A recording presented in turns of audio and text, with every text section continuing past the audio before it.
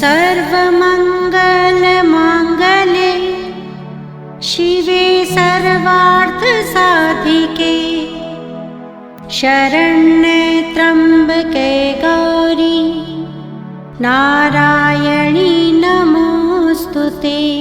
हम आदिशक्ति माता दुर्गा की कथा सुनाते हैं, हम कथा सुनाते हैं। जिनकी कृपा से दुख विपदा संकट मिट जाते हैं, सब खुशियाँ पाते हैं। सुनते ही जिनका नाम असुर और खल घबराते हैं, माँ से थर्राते हैं। संवेदनाओं को जागृत करो। आपके अंदर ये जो काम, क्रोध, लोभ, मोह, मद, मात्सर्य की छाया है, इसको काटना छाटना शुरू करो एक माली की तरह। अपने अंदर के मानवीय संवेदनाओं को जगाओ। दूसरे के दुख को देखकर दुखी होना सीखो, दूसरे के खुश में खुश होना सीखो। दूसरे की तकलीफ में, अपनी तकलीफ में तो आंसू जो बहता है ना महाराज, जो ये भौतिकवादी तकलीफों के लिए आप आंसू बहाते हैं, मेरी नजरों में वो पानी है महाराज, पानी है। शरीर की एक और गंदगी है जो आंख से निकल रही है। ये 6 छिद्र भगवान ने हमें दिया है, वो शरीर की सारी गंदगियां निकालता है हमारे, वो पानी है। लेकिन जो दूसरे के तकलीफ को देख करके आंसू निकलता है, वो पानी नहीं है महाराज, वो गंगा जल है, वो गंगा जल है। क्योंकि यही गंगा जल भगत सिंह की आंखों से निकला, वरना उन्हें कमी क्या थी महाराज? उनके पिता के पास कितनी खेती बाड़ी थी। पिता कहता था कि सुंदर से एक लड़की तेरे लिए शादी कर ले, तो वो कहने लगे अपने पिता से, एक 17 साल 18 साल का लड़का कहता, पिता ने एक जोरदार झापड़ नहीं तो मुस्कुराते बोला कि मेरी शादी तो इस धरा से हो चुकी है, ये मेरी माँ भी है और इसका एक स्वरूप मेरा दुल्हन भी है, और मेरी माँ और मेरी दुल्हन पर कोई हाथ रख करके खड़ा हो रहा है, मैं कैसे रात को सो पाऊंगा, कैसे सो पाऊंगा। जब उसको फांसी लगनी थी, वो रोता हुआ उसका पिता जाके कहता है, अरे पगले, मैं सारा कुछ बेच दूंगा, अंग्रेज जितना मांगेंगे दे दूंगा, ये पैसे के भूखे हैं, तेरी जान खरीद लूं। तो वो कहता है कि जिन अंग्रेजों को मैं यहां से भगाने में लगा हूं, उन्हें आप खरीदने में लगे सिर्फ इसलिए कि आपका बेटा जिंदा रहे। अरे मैं इनको भगाना चाहता हूं और आप इन्हें खरीदना चाहते हैं महाराज। पिता को हाथ जोड़ के मना कर दिया। ऐसे दीवानों की फिर जरूरत है हमारे देश में, जरूरत है। देश में बेरोजगार, ये सब कहता हूं तो मेरे जो शुभचिंतक हैं, चूंकि ये कथा लाइव होगी तो तुरंत कथा के बाद फोन आना शुरू होता है, क्यों सबसे आप पंगे लेते हैं। लेकिन मैं क्या करूं, मैं ऐसे पद पर बैठा हूं जहां से सत्य के सिवा कुछ बोलना ही नहीं चाहिए। आज जरूरत है ऐसे युवाओं की जो आवाज उठाएं, आवाज उठाएं। देश में बहुत सारी ऐसी समस्याएं हैं जिसका निदान अब जरूरी हो रहा है। मैं अब बहुत इसमें डिटेल में नहीं जाऊंगा। तो ब्रह्मा विष्णु महेश भी आज आपस में बोल रहे हैं कि सृष्टि की रचना होगी कैसे, कैसे होगी सृष्टि की रचना। बड़े परेशान हैं, सृष्टि की रचना होगी कैसे। इतना परेशान है कि अंत में ब्रह्मा जी ने हाथ जोड़ दिया। और ये बहुत बड़ी शक्तियां हैं महाराज। भगवान न करें कभी वो दिन भारत में आए कि देश का प्रधानमंत्री किसी समस्या से, भगवान न करें, अगर वो विवश होकर के ऐसे हाथ जोड़ने की नौबत आ जाए तो फिर तो बड़ी स्थिति गंभीर है। इसका मतलब स्थिति गंभीर हो जाएगी। ब्रह्मा जी ने हाथ जोड़ दिया और मां की ओर देखा, कहने लगे, हे मां, रास्ता दिखा। और जैसे ही उन्होंने ऐसी करुण पुकार लगाई, हे मां, रास्ता दिखा। और चूंकि कहने वाला कौन है? ब्रह्मा है, आम आदमी नहीं है महाराज। जब ब्रह्मा ऐसा कह रहे हैं तो इस ब्रह्मांड पूरा हिलने लगा, क्योंकि एक पराशक्ति आज विवश हो रहा है। आपने कभी कभी देखा होगा मोहल्ले में कोई ऐसा व्यक्ति जब मर जाता है, उस दिन आपको न चाहते हुए एक अजीब सा सन्नाटा महसूस होगा। एक अजीब सा खालीपन सा लगेगा, जबकि वो आपके घर का नहीं है। तो समझ लीजिए कि वो बहुत पुण्यात्मा कोई था, जिसके जाने से पृथ्वी भी रो रही है, देवताओं के भी सर झुक गए हैं। आज भी ऐसे लोग हैं इस धरा में। मैं एक व्यक्तिगत अपना अनुभव, लेकिन वो मैं शेयर नहीं करना चाहता। मेरा खुद का अनुभव है कि मेरा बहुत कोई अपना जब यहां से गया तो मेरे घर में एक गणेश जी की मूर्ति लगी हुई है मुख्य द्वार पर। मैंने देखा उनका सर ऐसे झुका मुझे नजर आया। मुझे मेरी ये फीलिंग है, वास्तव में क्या है मुझे नहीं मालूम। मुझे अपने आप से नफरत होने लगी। मैं बड़ा दिल से बोलता हूं, मैं यहां से नहीं बोलता महाराज, यहां से बोलना मुझे आता ही नहीं, यहां से बोलता हूं। और इसीलिए कुछ लोग कहते हैं, अब ये उनका बड़प्पन है कि आप चूंकि यहां से बोलते हैं इसीलिए श्रोताओं के बात वहीं पर पहुंच जाती है, क्योंकि यहां से बोला तो ऊपर से निकल जाता है, लेकिन यहां से बोला सामने वाले के दिल तक पहुंच जाता है। तो मेरा सर झुक गया शर्म से। हमने कहा आज कोई ऐसा गया कि भगवान भी रो रहा है, भगवान भी रो रहा है। और मुझे उसी दिन एहसास हो गया कि पृथ्वी पर कुछ तो होगा महाराज, कुछ तो अब होगा। और हुआ भी, लेकिन मैं उसका जिक्र नहीं करूंगा। हुआ भी। तो कभी कभी पुण्यात्मा जब चले जाते हैं ना महाराज, तो बड़ा खालीपन सा हो जाता है। और यहां कहने वाला भी ब्रह्मा है, इसलिए एक सेकंड नहीं लगा महाराज, मां प्रकट हो गई। जयकारा शेरा वालिदा, बोल साचे दरबार की। लेकिन मैं साथ में यह भी स्पष्ट कर देता हूं कि मैं वैष्णव नहीं हूं, मैं शक्ति का उपासक हूं, यानी मैं शाक्त हूं। दोनों में अंतर है महाराज। अब वैष्णव को तो बहुत बड़े उसको विचारधाराओं में लोगों ने बांध दिया है, तो अब वो तो कहते हैं ना कि तर्क का कहीं अंत नहीं है, तर्क से तर्क निकलते चले जाएंगे। लेकिन चूंकि मैं शक्ति का उपासक हूं, इसलिए मैं अपने आप को शाक्त कहता हूं। जो भगवान विष्णु के उपासक हैं वो वैष्णव हैं, जो शिव के उपासक हैं वो शैव हैं। ये हमारी शास्त्रीय परंपराएं हैं महाराज, ठीक है ना। तो मैं शाक्त उपासक हूं, ठीक है। तो इसलिए मैं कहता हूं कि भैया चीजें तो मर्यादित मैं भी रहता हूं। आज कथा में आने से पहले प्रवीण जी मुझको लेने गए थे, तो मैंने उनसे कहा कि हम लोगों के ऊपर बड़ी सारी बंदिश है कि कुछ भी बुरा मत खाओ, कुछ भी बुरा मत देखो, कुछ भी बुरा मत बोलो, कुछ भी बुरा करने का तो खैर सवाल ही नहीं है। क्योंकि अगर ये सब आप करोगे तो व्यासपीठ पे भले आप बैठ जाओ, लेकिन वो बात आप में आएगी नहीं। बैठने को बैठ जाओ। तो यहां पर जब ब्रह्मा जी ने आवाज लगाई, और ब्रह्मा जी साधना में इतना लीन रहते थे महाराज कि उनके चेहरे के चारों ओर, ये देवताओं के पीछे आप तस्वीरों में देखिए एक गोला बना होता है और बड़ा प्रकाश जैसा दिखता है। ऐसा लगता है कि मतलब चित्रकार ने ऐसे नहीं भैया, वो कोई गोला, ऐसा कोई व्यक्ति आपको आज तक नहीं दिखा होगा जो सर के पीछे गोला बांध के घूमता हो। ये एक प्रतीक है कि उनके शरीर से इतना तेज निकल रहा है महाराज कि एक सूर्य पीछे बन गया है। आज से जब तस्वीर को देखिएगा या मां को देखिए या किसी को भी देख लीजिए, पीछे एक गोला सा, तो वो प्रकाश है एक तरह का। और ब्रह्मा जी जब बैठते हैं, अनंत कोटि ब्रह्मांड के सूर्य का प्रकाश उसमें समाहित है। इतनी साधना करते हैं वो। तो ऐसे में ब्रह्मा जी जो है बैठे हुए हैं, चारों ओर प्रकाश ही प्रकाश है। और उसमें जब मां प्रकट हुई तो ब्रह्मा विष्णु महेश का प्रकाश भी कम पड़ गया। मां के बारे में तो एक दक्ष ने कह दिया था, वो आप आगे आएगी बात, कि मां मैं आपके स्वरूप को देखना चाहता हूं। और यहीं पर मैं एक बात कहना चाहता हूं कि कुछ लोग कहते हैं, गांव में तो ये सब मैंने बहुत देखा है, क्योंकि गांव में भी हम लोग कथाओं में जाते रहते हैं, कहते हैं इन पर देवी आती है।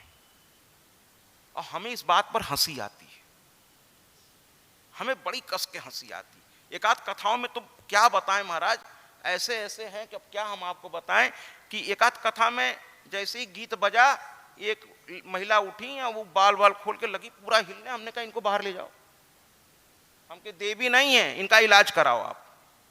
तो एक ने हमको कहा अरे कहीं गुस्से में श्राप न देना। हम कहे अभी दिलवा दो, मेरी बात साबित हो जाएगी। कहे कैसे?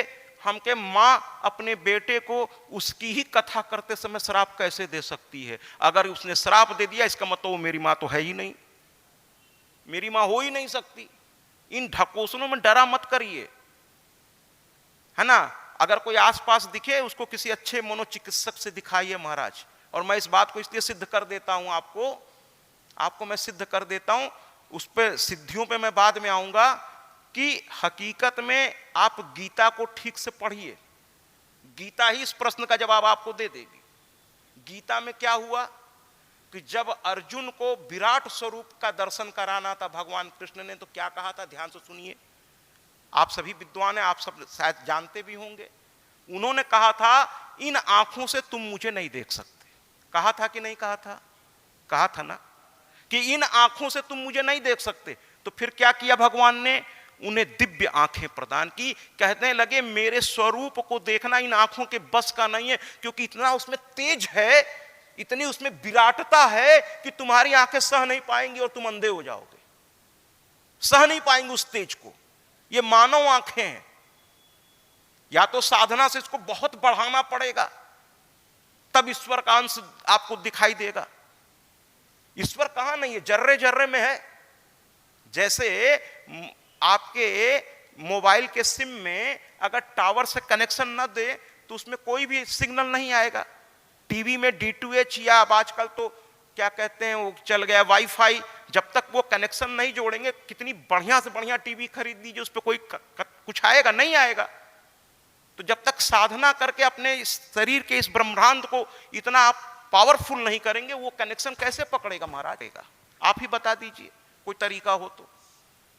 तुम इन आंखों से मुझे नहीं देख सकते। और सबसे पहले भगवान ने क्या किया? उसके सर पर हाथ लगाया, उसके पूरे स्वरूप को पहले भगवान ने बदला। इसीलिए आचार्य लोग कहते हैं, ये आचार्य, लेकिन आप लोग अपनी व्यस्तता में कुछ लोग की मैं बात करूं, नहीं इन पे बातों पे, ये कहते हैं कि देवताओं की पूजा करने से पहले स्वयं पहले देव बनना पड़ता है। ये आपको पवित्र करते हैं, चंदन लगाते हैं, पहले आपको इस योग्य बनाते हैं। पूजा कराने से पहले पवित्रीकरण करते हैं, आपका शुद्धिकरण करते हैं। और कुछ लोग ये बातें नहीं समझते तो हंसी उड़ा कर महाराज नहा के तो आए, आप कितना और पवित्र हो। ये सही कहते हैं, ये विद्वान लोग हैं कि देवताओं की पूजा भी बिना देव बने नहीं कर सकते आप। तो मैं ये कहना चाहता हूं कि इस मलमूत्र के शरीर में जहां गंदगी के सिवा क्या है महाराज? खाली ऊपर की चमड़ी हटा दीजिए, अंदर के दृश्य आप देख लेंगे तो बेहोश हो जाएंगे। ऐसे इस शरीर में देवता का प्रवेश, अरे महाराज अगर मां का अंश के अंश के अंश के अंश के और भी करते चले जाइए महाराज, छोटे सा छोटा टुकड़ा, अणु परमाणु छोटे से छोटा टुकड़ा करते, उसके अंश के अंश के अंश के अंश के अंश के अंश अनंत अंश के भी सबसे छोटा अंश भी अगर किसी के शरीर में प्रवेश कर गया ना महाराज, तो उसका शरीर का पोर पोर फट जाएगा महाराज, संभाल नहीं पाएगा। और आप कहते हैं आपके अंदर देवी आ गई, इतनी हल्की है देवी आ गई आपके अंदर। इन लोगों का पूरा जीवन लग गया पूजा पाठ में, तब भी एक झलक के लिए ललायित रहते हैं लोग, रात दिन साधना कर रहे हैं, और आपके अंदर देवी आ गई महाराज। ये सब ढकोसला है। हां, सिद्धि आ सकती है, सिद्धि आ सकती है। और भगवान भी कहना नहीं चाहिए, ये भी कम चतुर नहीं है महाराज। ये मैं तो इनसे भी कहता हूं, कभी कभी ये भी लोगों की परीक्षा नहीं लेते, परीक्षा तो नहीं लेते, हम तो कहते हैं ये भी लालच देते हैं। आप पूजा करने बैठिए, पहले तो मन भटकेगा, वो आपके कमी की वजह से, वो ये नहीं करते। लेकिन आपने सब साधित कर लिया और इनके तरफ आगे बढ़ने का, तो ये आपको थोड़ा चेक करते हैं कि आप उस लायक हैं कि नहीं, तो कुछ लालच दे देते हैं, सिद्धियां प्रदान करना शुरू करते हैं। किसी की वाणी सिद्ध हो जाती है, किसी की आंखें सिद्ध हो जाती हैं, किसी ने बोल दिया तो थोड़ा, अब वो हल्का सा सिद्ध क्या हुआ, वो अपने आप को भगवान घोषित कर देता है। कहता अब हम ही अहम ब्रह्मास्मि, मैं ही ब्रह्म हूं। रावण को भी यही भ्रम हो गया था कि सारी शक्तियां उसी के पास हैं, सब कुछ वही कर सकता है। तो मैं इसलिए ये बातें कह रहा हूं थोड़ा कथा के बीच में कि अगर कभी कोई चीज आपको एहसास हो जाए तो उसको किसी और को मत बताया करिए। ये भगवान की कृपा है, लेकिन भगवान से कह दीजिए कि मैं इनमें फंसने वाला नहीं हूं, जब तक वास्तव में तुम्हें प्राप्त नहीं कर लूंगा मैं भी तुम्हारा पीछा छोड़ने वाला नहीं हूं। और जिस दिन उसको एहसास हो गया कि आप उसके वास्तव में अपने हैं और आपको बड़ी सी बड़ी शक्ति भी, यही बात कार्तिकेय को मां पार्वती ने समझाई थी। जब एक बार के युद्ध में उन्होंने इंद्र पर ही आघात कर दिया तो मां ने उन्हें डांटते हुए कहा था कि तुम शक्ति के योग्य नहीं हो। लोग कहते हैं ना भगवान मेरी सुनता नहीं है, हकीकत यह है कि वो आपको पहले योग्य बनाएगा। अगर भगवान आपको कुछ देगा तो पहले आपको उसके योग्य बनाएगा, और अगर आपके कर्म ने आपको दे दिया तो वो योग्य अयोग्य नहीं देखेगा। आपने कोई अच्छा काम किया तो उसका फल आपको वो तुरंत दे देगा। कर्म का काम यही है, अच्छा और बुरा तुरंत दे देगा। लेकिन भगवान अगर देगा तो पहले उसके लायक बनाएगा, तब देगा जिससे आप उसको संभाल के रख सके। तो यहां ब्रह्मा विष्णु महेश ने जब आवाज दी, मां आ गई और मां ने आते ही कहा कि क्या हुआ। ब्रह्मा जी ने कहा कि मैया एक ही बात हमको जो समझ में आई वो ये आई कि सृष्टि की रचना करनी है, ये आपका आदेश है। मां मुस्कुरा पड़ी। तो फिर कहीं समस्या क्या है? कि समस्या ये है कि इस प्रलय के दौरान इतना समय बीत गया कि मैं पूरी सृष्टि ही भूल गया हूं। मेरे समझ में नहीं आ रहा है कि कैसे इस सृष्टि की रचना होगी। मां ने कहा कैसे? तुम्हारे जैसे व्यक्ति को तो कहें देखो मां ये पंच तत्व तो दिखाई नहीं दे रहे हैं। कौन से पंच तत्व? कहते हैं क्षितिजल पावक गगन समीरा, पंच तत्व से बना शरीरा। क्षिति जल पावक गगन समीरा, कह पंच तन मात्राएं नहीं दिख रही हैं मुझको, केवल जल ही जल दिख रहा है। तो रचना होगी कैसे मां? मां ने कहा इतनी सी बात, अरे तुम लोगों को इतनी शक्ति मैंने दी और इतनी सी बात को लेकर तुम इतना परेशान हो गए। मां ने आंखें बंद की और जैसे ही आंखें बंद की महाराज एक बहुत बड़ा विशाल विमान आकर खड़ा हो गया। जैसे ही विमान आया बहुत ध्वनि हो रही थी, उसमें बड़ी मधुर मधुर घंटियां। अरे मां का हर चीज निराला है। कहते ना मां की हर बात निराली है। मां का धाम, अभी तो हम लोग चलेंगे कथा में आगे, मां का धाम देखकर तो भगवान विष्णु भी कहने लगे कि मुझे बैकुंठ अब वापस लौट के नहीं जाना है, नहीं जाना है बैकुंठ, अब वहां अच्छा नहीं लगेगा। तो मां के विमान को देखकर ब्रह्मा विष्णु महेश चकरा गए। इतना दिव्य, इतना भव्य, इतना सुंदर। हाथ जोड़ के मां की ओर देखने लगे। मां ने आदेश दिया तुम तीनों अपनी सुविधा अनुसार इस विमान पे बैठ जाओ। और जब बड़े आदेश दिया कर, आजकल के बच्चों के हाथ में कहना नहीं चाहिए, इसके दोषी हम ही और आप हैं। बच्चों ने चिंतन करना छोड़ दिया है। ये जो नई पीढ़ी है, सबकी बात नहीं कर रहा हूं, लेकिन अधिकतर की हालत यही है महाराज। चिंतन, ये मोबाइल जानते हैं, जैसे अंग्रेज आए थे ना, उन्होंने लोगों को अपना दास बनाने के लिए दो काम किया था। एक तो हमारी जो वैदिक शिक्षा थी उसको उन्होंने बंद कर दिया, क्योंकि उनको वैदिक शिक्षा आदमी को इतना प्रखर बनाती थी कि वो अंग्रेज का गुलामी स्वीकार ही नहीं करता महाराज। तो उन्होंने सबसे पहले ये बंद करा दिया और उठा करके मैकाले का ये जो शिक्षा पद्धति है जो आज केवल क्लर्क बना देती है, यही पद्धति लागू कर दी। और दूसरा क्या किया कि जितने लेबर क्लास थे, जो थोड़ा निम्न मध्यम वर्गीय थे, उनको अफीमची बना दिया। अब वो दिन भर नशे में पड़े रहते थे। अब उनको कुछ, इसीलिए क्रांति आने में 200 साल लग गए देश को आजाद कराने में। आज फिर वही हो रहा है महाराज। मैंने कहा था ना, मैं शिक्षक हूं, मेरी कथा की शैली थोड़ी अलग है। आज वही हो रहा है।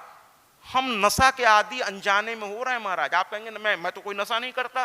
ये जो मोबाइल है ये भी एक नशा ही है महाराज। जबकि मोबाइल के ही माध्यम से और चीजों के माध्यम से आज देश कहां तक, लेकिन उसका सही उपयोग, जैसे वही अल्कोहल जब दवा में टॉनिक में पड़ता है तो वो दवा की तरह, लेकिन वही अल्कोहल जब मदिरा में पड़ता है तो वो नशा बन जाता है महाराज। तो मोबाइल का उपयोग बुरा नहीं है, लेकिन उसका उपयोग करना कितना है ये बिना बताए हम बच्चों के हाथ में पकड़ा देते हैं। और आजकल के तो हम देखें कुछ गार्जियंस ऐसे हैं कि अपनी व्यस्तता के चलते छोटे छोटे बच्चे जिनको भी पता भी नहीं मोबाइल क्या है, उसमें गेम लगा के उनको पकड़ा देते हैं। अब बच्चों को चस्का आप लगाते हैं और बाद में फिर कहते हैं कि बच्चा हमारा रात दिन मोबाइल में पड़ा रहता है। भाई रात दिन वो देख रहा है तो उसकी चिंतन मर रही है। और शास्त्र कहता है चिंता मत करो, लेकिन चिंतन तो करो। चिंतन और चिंता में अंतर है। चिंतन और चिंता, चिंतन छोड़ दोगे तो आपके व्यक्तित्व का विकास नहीं होगा महाराज। चिंतन तो करो आप कि हमारे जीवन में क्या सच्चाई है, धरातल पर वास्तविकता क्या है, हमारी लाइफ किस तरफ जा रही है। और ये सब लोग कहते हैं ना कथाओं में क्यों चलें, मैं कहता हूं कथाओं में इसलिए चलो, स्कूल में इसलिए जाओ कि वहां के गुरु आपको जगाने का काम करते हैं और आपको दिशा प्रदान करते हैं। हाँ, ये बात पक्की है कि जैसे क्लास में भी उसी टीचर के क्लास में लड़के जाते हैं जिसको वास्तव में पढ़ाता है और जिसके पढ़ाने से एक दिशा मिलती है। जबकि सभी शिक्षक बहुत आदरणीय है, मैं सबका सम्मान करता हूं, लेकिन शिक्षक का मतलब है कि जब वो बात कहे तो उसकी हर अक्षर हर शब्द सामने वाले को एक दिशा प्रदान करता नजर आए, वही वास्तव में शिक्षक। और ब्रह्मा जी बैठे थे, विष्णु भगवान इधर, महेश इधर।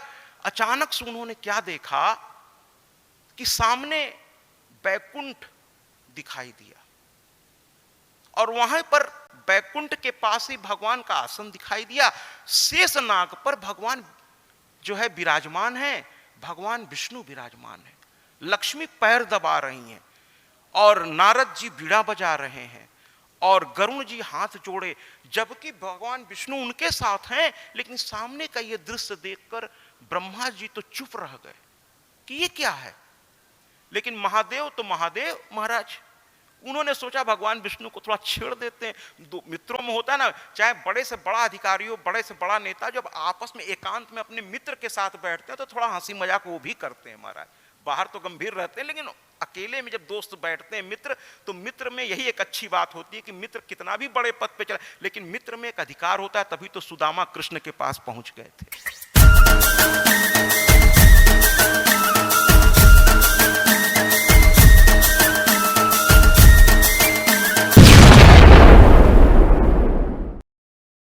सत्याजी महाराज देवी भागवत कथा व्यास।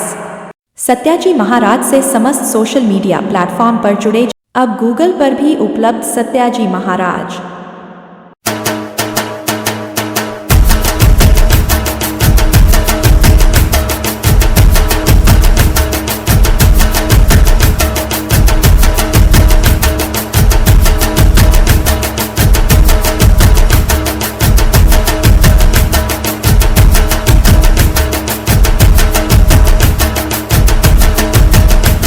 यूट्यूब पर भी उपलब्ध सत्याजी महाराज।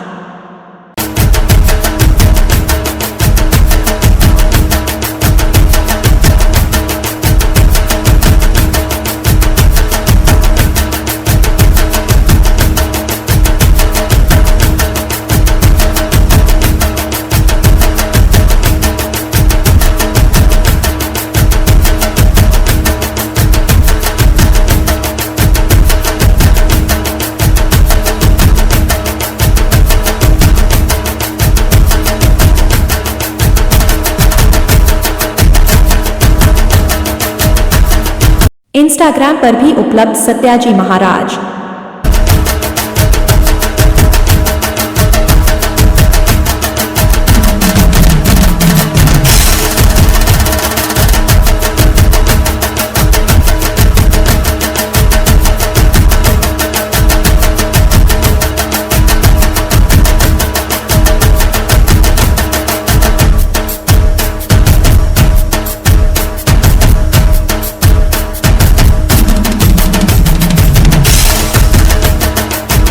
फेसबुक पर भी उपलब्ध सत्याजी महाराज।